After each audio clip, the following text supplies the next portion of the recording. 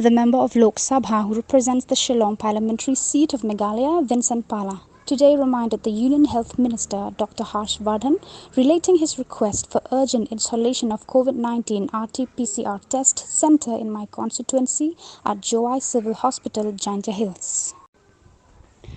The letter that Pala wrote to the Union Health Minister, which was given to the media, said that today there are more than 8,000 active cases in Meghalaya, which is a small state of only 3.5 million population.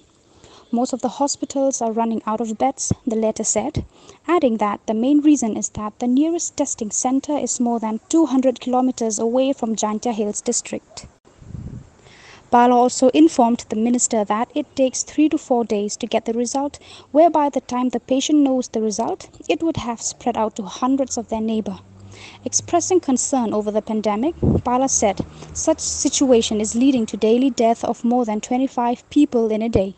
In order to reduce the fatality and control the spread of the virus, Pala suggested the need to have testing centre where the people can get the result within 24 hours.